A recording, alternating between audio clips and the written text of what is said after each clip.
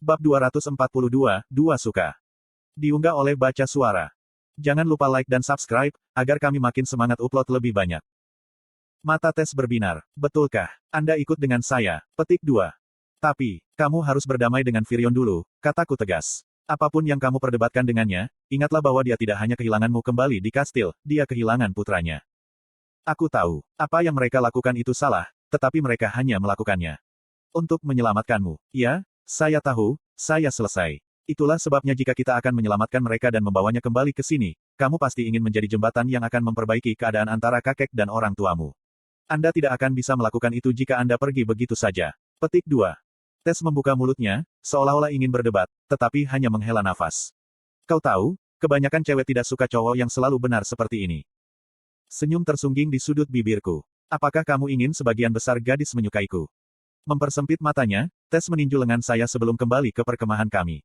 Ayolah, ayo kembali. Aku minta maaf, aku benar-benar, tetapi kita tidak bisa mengambil risiko, Penatua Rinia berkata dengan tegas.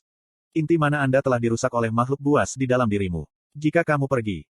Tapi ramuan itu menyembuhkanku. Itu sebabnya orang tua saya melakukan semua itu, sehingga mereka bisa memberikannya kepada saya. Tess berdebat. Ramuan yang diberikan Agrona padamu, Tessia. Anda mungkin baik-baik saja sekarang, tetapi kami tidak tahu apakah itu solusi permanen atau apakah itu hanya akan memberi Anda waktu istirahat. Masih terlalu dini untuk mengatakan dan jika sesuatu terjadi pada Anda dalam perjalanan itu dan Anda dibawa oleh Alakrians. Petik 2. Mengapa penting apakah aku dibawa oleh orang-orang Alakrian? Bagaimana kematianku memengaruhi masa depan seluruh benua? Tess menuntut. Tessia, bentak Firion. Jangan bicara seperti itu.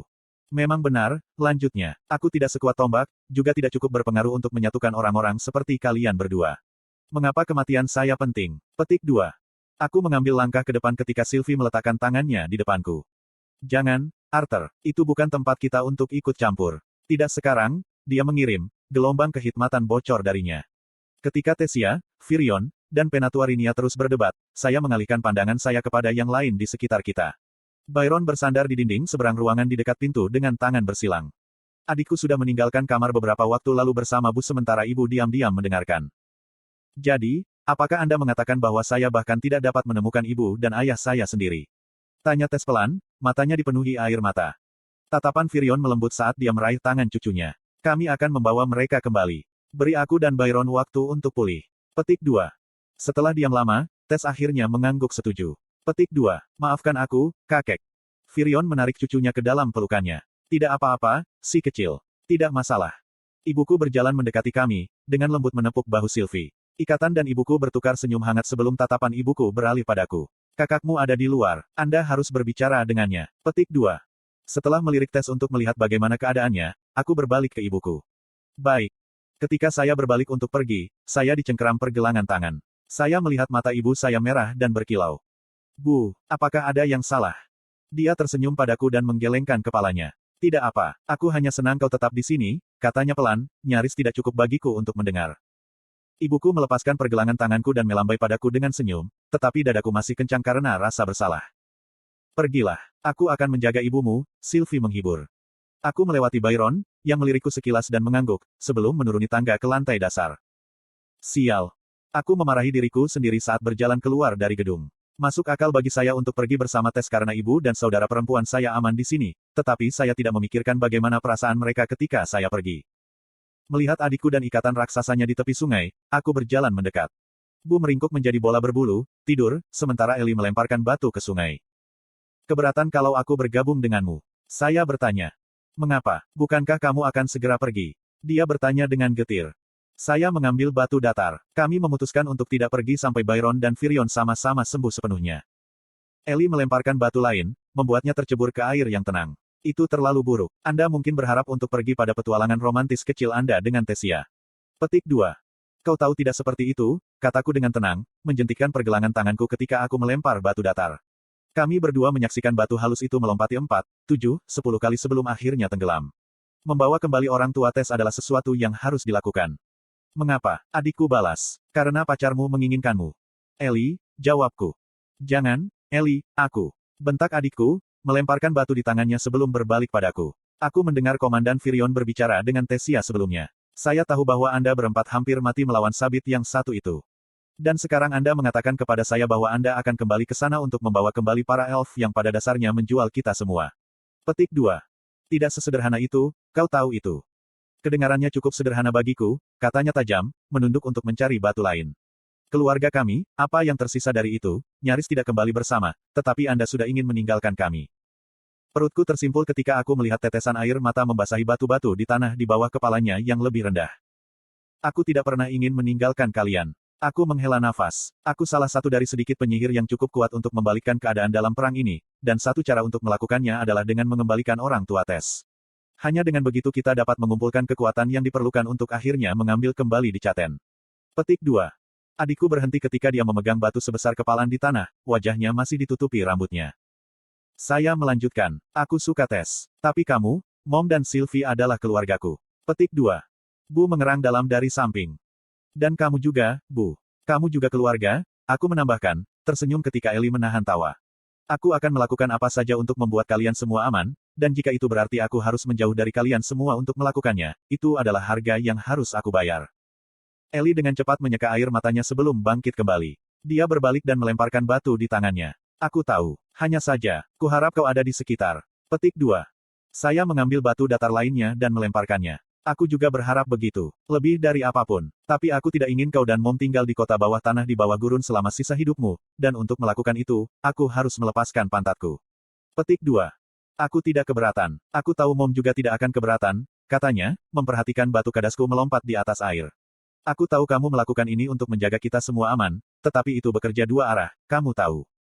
Ellie berbalik, cemberut dengan mata merah dan pipi memerah. Kami hanya ingin kamu aman. Aku tersenyum. Apakah kamu tahu apa mimpiku setelah ini semua berakhir? Apa? Bagi kita untuk hidup bersama di sebuah rumah besar di tepi samudera. Aku, kamu, Bu, Sylvie, Bu, dan Tes. Petik 2. Tunggu, kenapa kamu tinggal bersama pacarmu? Bagaimana dengan pacar masa depan saya? Dia memprotes. Aku menatapnya dengan tatapan kosong. Kamu tidak akan punya pacar. Apa? Kenapa tidak? Karena jika kamu melakukannya, aku akan menyingkirkannya, kataku tanpa basa-basi. Itu tidak adil. Dia mendengus. Iklan. Aku mengangkat bahu. Kakak laki-laki tidak pernah adil. Ellie membusungkan pipinya sejenak sebelum dia tertawa, membuatku tertawa juga. Baik, dia mengalah. Tapi sebagai gantinya, kamu harus mengajariku bagaimana kamu melakukan itu. Aku mengangkat alis. Melakukan apa? Benda di mana batu memantul di atas air. Apakah Anda menggunakan sihir? Petik 2. Aku sama sekali tidak menggunakan sihir, kataku, melewatkan batu lain. Ellie juga mencoba, meniru gerakanku dan gagal. Kebohongan. Kamu benar-benar menggunakan sihir. Petik 2. Tidak, aku tidak, hanya menonton. 3 hari berlalu dalam sekejap mata. Selama waktu ini, Tes berdamai dengan Virion dan keduanya berbaikan. Senang melihat semua orang, kecuali Byron, tersenyum dan tertawa di kota bawah tanah yang suram ini. Ketika Virion dan Byron tidak beristirahat, mereka bermeditasi dan mencoba memutar mana di seluruh tubuh mereka untuk mempercepat pemulihan mereka. Itu adalah proses yang lambat dan sulit bagi kita semua untuk bermeditasi di tempat ini karena tidak ada mana ambien. Terlepas dari kerugian karena memiliki sedikit atau tidak ada mana ambien, desa bawah tanah ini dibangun oleh penyihir kuno memiliki manfaat besar bagi saya dan Sylvie. Selamat berlatih, goda saya, duduk bersila di tanah yang keras. Sungguh menakjubkan bagaimana kau tidak muak dengan ini, kata Sylvie, duduk di seberangku di lorong yang sama dengan tempat kami tiba. Aku membuat kemajuan, tetapi kamu bahkan belum mengambil langkah maju. Bagaimana kamu sama sekali tidak berkecil hati? Petik 2. Aku mengangkat bahu. Aku punya banyak hal sampai sekarang. Selain itu, jika para penyihir kuno sialan ini bisa mempelajarinya sampai sejauh ini, aku yakin pada akhirnya aku akan menguasainya. Petik 2. Optimisme Anda membanjiri saya, kata Sylvie, gemetar ketika dia menutup matanya untuk berkonsentrasi. Masih duduk, saya menyalakan Rilmir. Warna memerah dari dunia, hanya menyisakan motif ungu yang bergoyang berirama di udara atau berantakan di dinding untuk menghasilkan cahaya lembut di sekitar kita. Pada saat yang sama, ikatan saya membuka kesadarannya sepenuhnya kepada saya sehingga saya bisa merasakan setiap hal kecil yang dia lakukan. Ini adalah sistem pelatihan yang telah saya rancang. Baik Penatuarinia dan Sylvie sepakat bahwa tidak mungkin bagi mereka untuk mengajari saya cara menggunakan eter.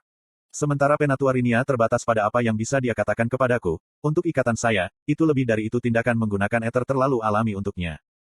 Sama seperti bagaimana burung tidak perlu diajarkan cara terbang, Sylvie mengajari saya cara menggunakan eter sama dengan burung yang mengajar ikan cara terbang, saya adalah ikan itu.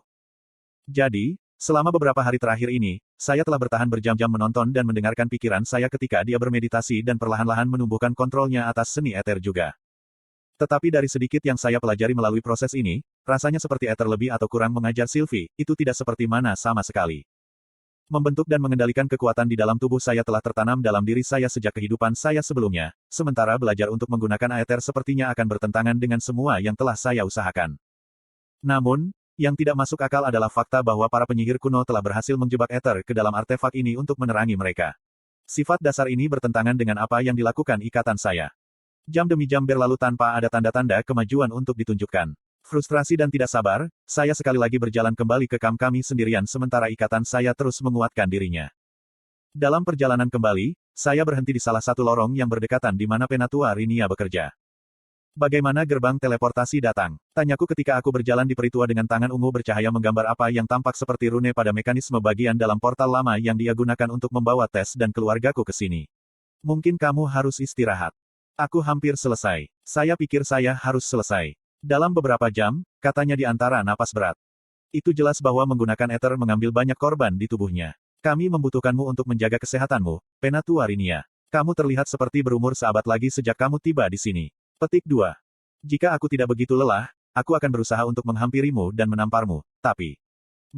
katanya, tidak repot-repot menatapku. Selain itu, Lady Sylvie telah banyak membantu saya dengan memberi saya kekuatan mentah untuk menguatkan hal lama ini. Masih menggelegar mendengar siapapun, terutama seseorang yang setua dan terhormat sebagai Penatua Rinia, menyebut ikatan saya sebagai Nyonya Sylvie. Haruskah aku memanggilnya? Saya bertanya. Tidak, hanya sedikit mengutak-atik rune untuk mengatur titik kembali, jawabnya, melambaikan tangan. Keingintahuan saya semakin baik, saya bertahan sebentar, menyaksikan dia menggambar rune di tengah-tengah gerbang teleportasi yang kosong. Rune adalah bentuk rumit yang berasal dari pentagon tengah yang bercabang ke sudut tajam menciptakan pola seperti pusaran kaku. Saya menemukan diri saya mengikuti gerakan tangannya ketika dia dengan hati-hati menelusuri rune sampai bentuk ungu samar memudar dan menyebar ke struktur luar gerbang. Kamu harus segera pergi. Tessia datang lebih awal. Dia meminta Anda, kata Penatua Rinia. Oh, aku menggaruk kepalaku. Aku ingin tahu apa yang dia inginkan. Setelah mengingatkan peritua itu untuk tidak berlebihan sekali lagi, aku berjalan kembali, mencapai pangkalan utama. Di dekat aliran sungai yang memotong kota yang ditinggalkan dengan deretan bangunan kosong, aku melihat Ellie dan Tess bermain satu sama lain. Tess sedang membentuk bola-bola kecil air di atas sungai sementara Ellie menembak mereka dengan menembakkan panah mana dari busurnya. Saya akan memanggil mereka ketika saya memiliki ide yang lebih baik. Saat Tess mengangkat bola air lagi, aku menjentikkan pergelangan tanganku, menginginkan bola itu melesat ke kiri. Panah bersinar dari mana murni yang didera, hilang sepenuhnya dari sasarannya. Mendengar Tess berseru dalam kebingungan membuatku terkekeh, tapi aku terus mengacaukannya dengan saudara perempuanku. Aku mengelak dari panah Ellie, mengarahkan bola air dengan mudah dan bahkan menyemprotkan aliran air ke wajahnya, sampai akhirnya adikku menjerit karena frustrasi. Kami tahu itu kamu, saudaraku. Teriak kakak saya, menekankan hubungan kami seolah-olah itu adalah kutukan. Bagaimana kamu bahkan tidak bisa mendaratkan satu hit pun? Saya tertawa keras, tidak bisa menahannya. Ellie menembakkan panah mana langsung ke wajahku, tapi aku terus tertawa ketika aku dengan mudah menangkapnya di tanganku. Ellie, jangan tembak panah ke saudaramu. Suara ibuku bergema dari lantai 2 gedung tepat di belakang Tess dan saudara perempuanku. Arthur yang memulainya, Ellie balas, menunjuk jarinya ke arahku.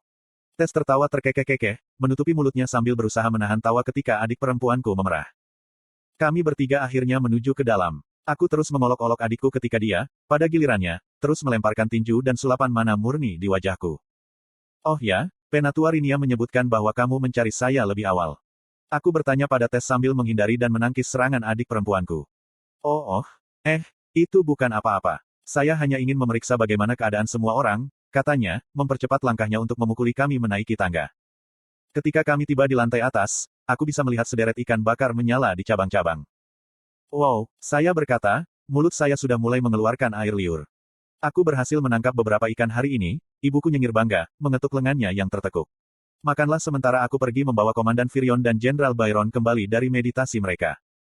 Aku segera mengambil tusuk sate dan menggigitnya, hanya saja rasa kaya akan bumbu masuk ke mulutku. Bagaimana asin ikan ini? Saya bertanya di tengah-tengah mengunyah. Ibuku berbalik ketika dia pergi melalui pintu. Penatua Rinia mengemasnya di salah satu cincin dimensinya. Satu dari, ulang Tess, menyerahkan tusuk sate kepada Ellie sebelum mengambil satu untuk dirinya sendiri.